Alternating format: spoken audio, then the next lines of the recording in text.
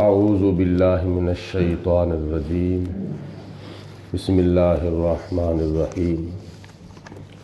قرآن مجید فرقان حمید کے 18ویں سپارے کی سورت فرقان ہے۔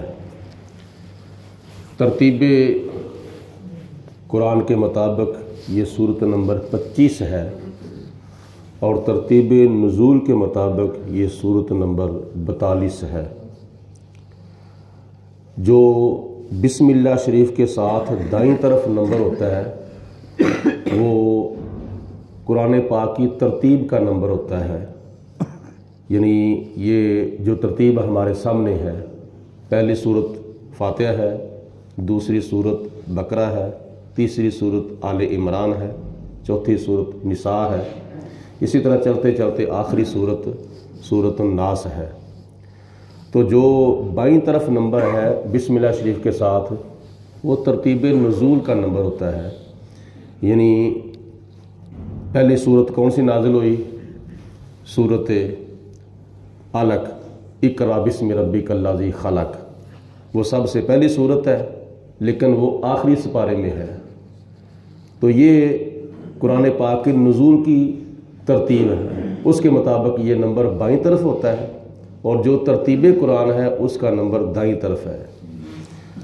اور اس میں 6 رکوع ہیں اور 77 آیات بینات ہیں، اور یہ سورت فرقان مکہ المکرمہ میں ہجرت سے پہلے حضور علیہ السلام پر نازل کی گئی تھی، اور اس سورت کو سورت فرقان کہا جاتا ہے۔ فرقان کا معنی ہے فرق کرنے والا کلام، یعنی حق و باطل میں، جھوٹ اور سچ میں، کفر اور اسلام میں، شرک اور ایمان میں، اور کھوٹے اور کھرے میں فرق کرنے والا، اس کو کہتے ہیں فرقان۔ اور فرقان قرآن پاک کے ناموں میں سے ایک نام ہے۔ اللہ تعالیٰ ارشاد فرماتا ہے تبارک الذی، برکت والا وہ ہے اللہ تعالیٰ، نزل الفرقان، جس نے اس فرقان کو یعنی فرق کرنے والے کلام کو نازل کیا، علی عبدہ، اپنے پیارے بندے آخری نبی آخری رسول حضرت محمد مصطفیٰ صلی اللہ علیہ وسلم پر، لیکون للعالمین نذیرا، تاکہ حضور علیہ السلام تمام جہانوں کے لیے ڈر سنانے والے ہو جائیں۔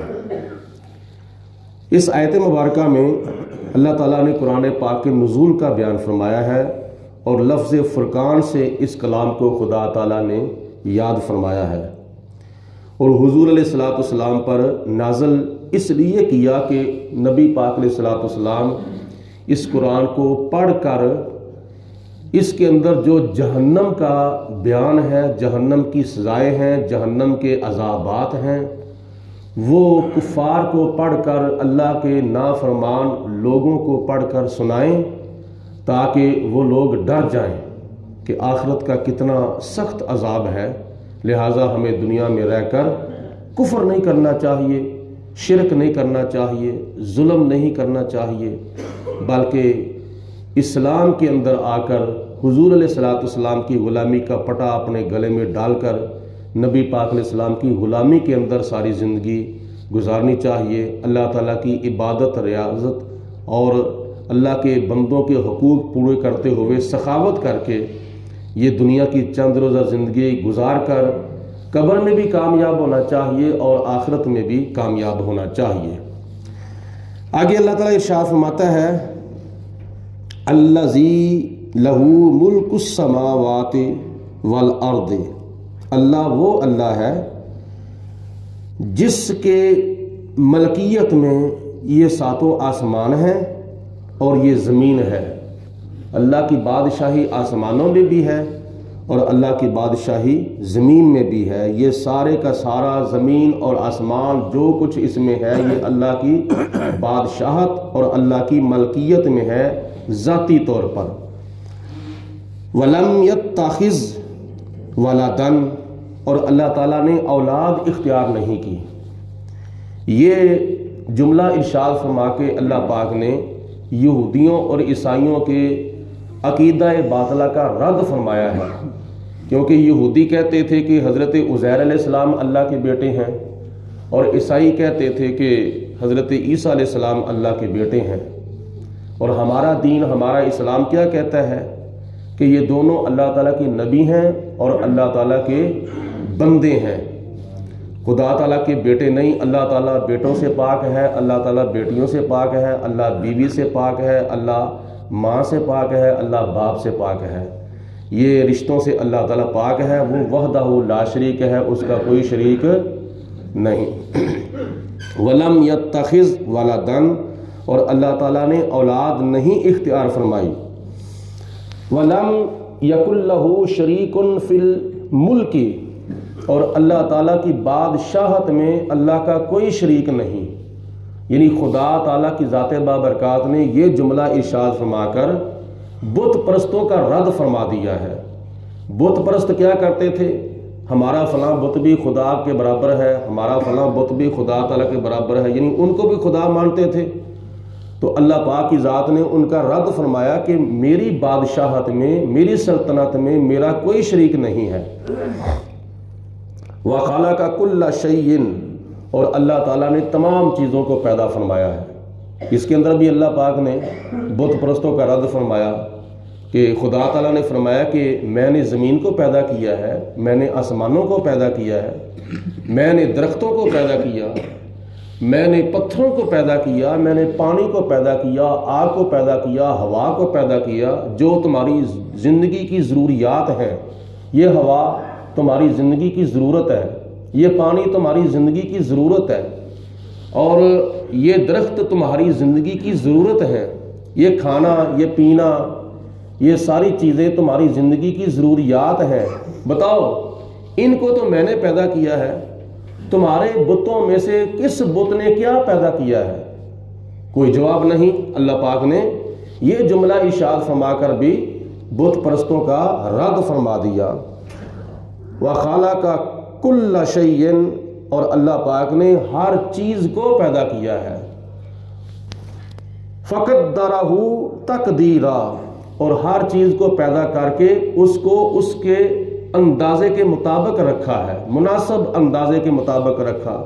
جس کو جو پیدا کیا ہے وہ بہتر پیدا کیا ہے۔ پانی کو پیدا کیا تر کرنے کے لیے، آگ کو پیدا کیا جلانے کے لیے، اور ہوا کو پیدا کیا سانس لینے کے لیے۔ جس چیز کو بھی جہاں پیدا کیا ہے اور جیسا پیدا کیا ہے وہ اللہ تعالیٰ نے بہتر پیدا کیا ہے۔ مثال کے طور پر یہ جو درخت ہے نا، بڑے بڑے درخت، ان کو چھوٹے چھوٹے پھل لگائے ہیں۔ آم کا درخت ہے، چھوٹا سا پھل ہے، مالٹے کا درخت ہے، چھوٹا سا پھل ہے، امرود کا درخت ہے، چھوٹا سا پھل ہے۔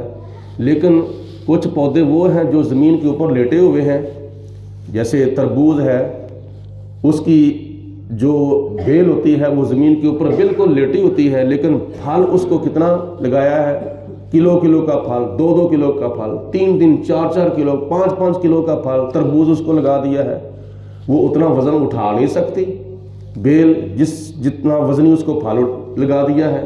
اور یہ جو بڑے بڑے درخت ہیں ان کو چھوٹا چھوٹا پھل لگا دیا ہے، کسی کو امرود، کسی کو مالٹا، کسی کو آم، کسی کو کوئی پھل چھوٹا سا۔ یہ فانسا کا درخت ہے، اس نے کتنا بڑا درخت ہے، چھوٹے چھوٹے پھل اس کو لگا دیے۔ یہ اللہ تعالیٰ کی، اگر کوئی بندہ کہے لو جی چھوٹے درخت کو بڑا پھل لگا دیا، چھوٹے سے پودے کو، اور بڑے درخت کو چھوٹا سا پھل لگا دیا، یہ ہماری تمہاری عقل نہیں چلے گی۔ اللہ پاک نے جو کچھ پیدا کیا ہے، جہاں پیدا کیا ہے، جیسا پیدا کیا ہے، وہ بہتر پیدا کیا ہے، اس کے اندر بے شمار حکمتیں ہیں۔ وَاتَّخَذُوا مِن دُونِهِ آلِهَةً، اور اس کے باوجود کافروں نے بے شمار اپنے خدا بنا لیے۔ کئی لوگ وہ بھی ہیں دنیا کے اندر کافر قسم کے جو ایک خدا نہیں، 2 3 4 5 10 100 50 1000 بھی نہیں، بلکہ بے شمار خداؤں کو مانتے ہیں۔ تو اللہ فرماتا ہے کہ سب کچھ میری قدرت دیکھنے کے باوجود انہوں نے وَاتَّخَذُوا مِن دُونِهِ آلِهَةً، بے شمار انہوں نے خدا بنا لیے۔ لا یخلقون شیئا، حالانکہ وہ کسی چیز کو بھی پیدا نہیں کر سکتے۔ یہ جو بت ہیں بے جان ہیں، بے زبان ہیں، اگر بارش پڑ جائے تو اپنے آپ کو سائے کے نیچے نہیں کر سکتے، دھوپ لگ جائے تو اپنے آپ کو چھاؤں میں نہیں کر سکتے۔ اللہ پاک فرماتا ہے کہ یہ لا یخلقون شیئا، یہ کچھ بھی پیدا نہیں کر سکتے، وَهُمْ يُخْلَقُونَ، اور حالانکہ وہ خود پیدا کیے گئے ہیں۔ تو جو خود پیدا کیا گیا ہے وہ کسی چیز کو کیسے پیدا کر سکتا ہے؟ تو بت ہیں یہ خود پیدا کیے گئے ہیں، اس لیے یہ کسی چیز کو پیدا نہیں کر سکتے۔ اللہ تعالیٰ پیدا نہیں کیا گیا، لہٰذا خدا تعالیٰ خالق بھی ہے، خدا تعالیٰ مالک بھی ہے، وہ ساری کائنات کو پیدا کرنے والا ہے۔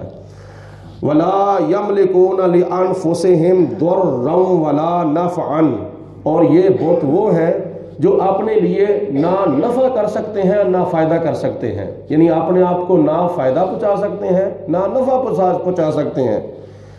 تو یہ کیسے خدا ہے؟ وَلَا يَمْلِكُونَ مَوْتًا وَلَا حَيَاتًا، اور نہ یہ بت کسی کو مار سکتے ہیں نہ کسی کو زندہ کر سکتے ہیں۔ یہ موت کے بھی مالک نہیں ہے اور حیات کے بھی مالک نہیں ہے۔ تو جو بت جھوٹا خدا نہ کسی کو مار سکتا ہے نہ کسی کو زندہ کر سکتا ہے نہ کسی کو وفات دے سکتا ہے نہ کسی کو حیات دے سکتا ہے، تو وہ پوجا کے لائق کیسے ہو سکتا ہے؟ وہ عبادت کے لائق کیسے ہو سکتا ہے؟ اس لیے ان جملوں کے اندر اللہ پاک نے بت پرستوں کا رد فرمایا ہے۔ اور اس آیت مبارکہ کے آخر میں اللہ تعالیٰ نے فرمایا وَلَا نُشُورًا، اور نہ یہ قیامت کے دن کسی کو زندہ کر سکیں گے۔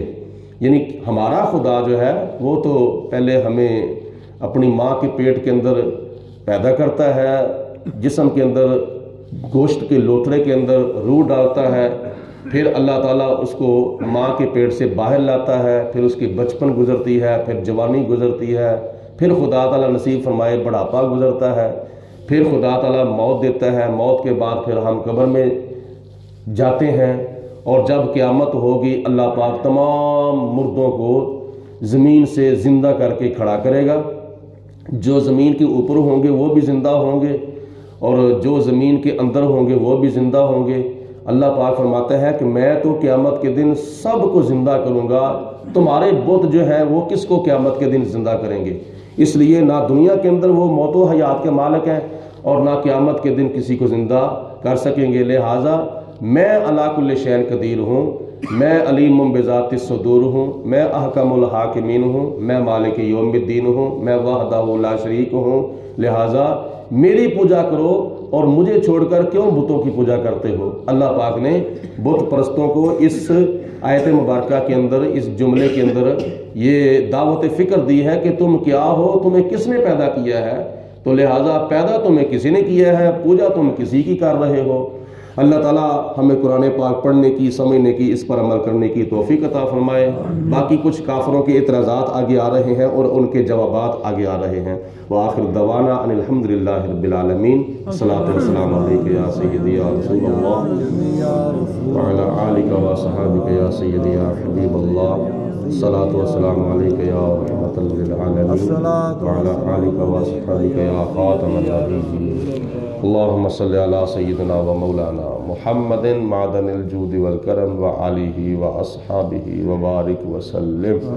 ربنا آتنا فی الدنیا حسنۃ وفی الآخرۃ حسنۃ وقنا عذاب النار۔ یا اللہ پاک اپنا فضل و کرم، رحمت برکتیں، انعام و اکرام، دین و دنیا کی نعمت برکتیں، دنیا اور آخرت کی کامیابیاں ہم سب کے شامل حال فرما۔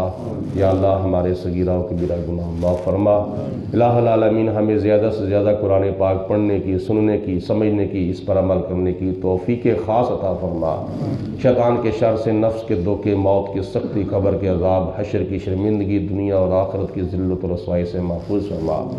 مرتے وقت یا اللہ پاک ہمیں کلمہ پڑھنا نصیب فرما، زندگی اسلام کی عطا فرما، موت ایمان کی عطا فرما۔ سب کے کاروبار میں، مال جان میں برکتیں عطا فرما، بیماروں کو شفاء کاملہ سے عاجلہ عطا فرما، مقروضوں کو قرضے سے چھٹکارا عطا فرما، ہم سب کو دنیا اور آخرت کی کامیابیوں سے مالا مال فرما۔ صلی اللہ علی حبیبہ محمد و آلہ وصحبہ۔